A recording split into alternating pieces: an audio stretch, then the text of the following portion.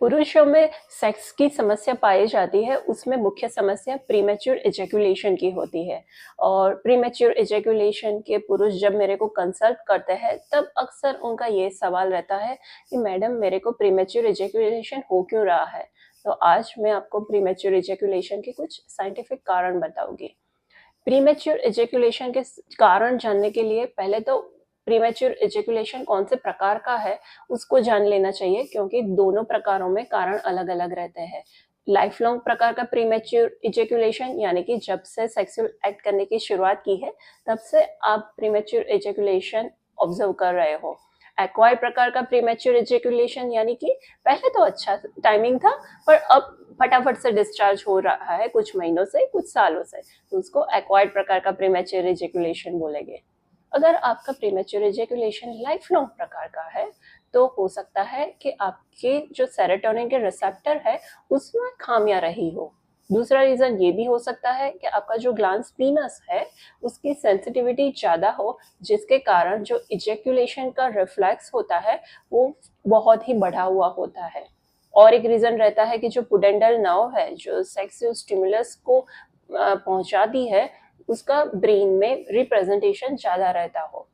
Acquired प्रकार के premature ejaculation में पहला कारण रहेगा कि प्रोस्टेट के जो इन्फेक्शन हो या उसमें सूजन हो तो प्रीमेच्योर इजैकुलेशन हो सकता है।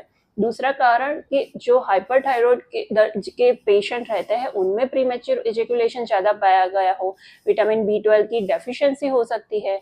आपके नर्व में प्रॉब्लम हो सकती है, जैसे कि नर्व में मल्टीपल स्क्लेरोसिस हो या फिर न्यूरोपैथीज कोई हो, स्पाइनल कॉर्ड में ट्यूमर हो, तो भी प्रीमेच्योर इजैकुलेशन पाया जाता है।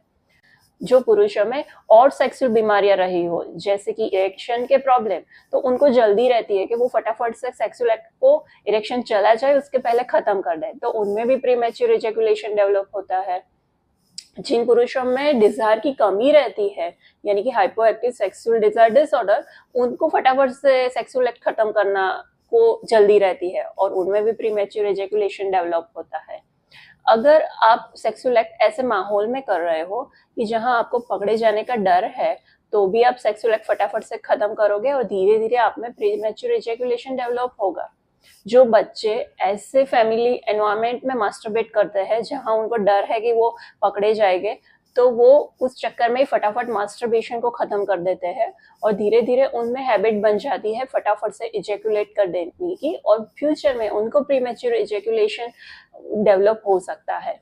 अगर आपकी फीमेल को कोई सेक्सुअल दिक्कत है, जैसे कि उनके डिजायर कम होना, उनमें ऑर्गेज्म की कमी होना, उनमें हाइपोएक्टिव सेक्सुअल डिजायर डिसऑर्डर हो, उनको वजाइनिस्मस हो, उनको पेन के प्रॉब्लम हो, तो भी पुरुष उनको सपोर्ट करने के चक्कर में फटाफट से इजैकुलेट कर देते हैं और उनमें भी प्रीमेच्योर इजैकुलेशन पाया जाता है। अगर आपको एंजाइटी के प्रॉब्लम है तो आपका जो सिम्फेथेटिक टोन है वो बढ़ा हुआ होता है और फटाफट से आप इजैकुलेशन के थ्रेशोल्ड को टच कर जाते हो और फटाफट से डिस्चार्ज हो जाता है। अगर आपकी सेक्सुअल एक्ट करने की फ्रीक्वेंसी बहुत कम है, जैसे कि लॉन्ग डिस्टेंस रिलेशनशिप वाले कपल या फिर और कोई रीजन रहे हो, पर आप सेक्सुअल एक्ट बहुत कम कर रहे हो, तो आपका एक्साइटेशन बढ़ा हुआ होगा और जैसे ही आप सेक्सुअल एक्ट करने जाओगे तो आपका जल्दी से डिस्चार्ज हो जाएगा। ये प्रीमेच्योर इजैकुलेशन नहीं है, पर उसके जैसा लगता है। और अगर इसको ठीक करना है तो आपको आपके सेक्सुअल एक्ट की फ्रीक्वेंसी को भी ठीक करना पड़ेगा।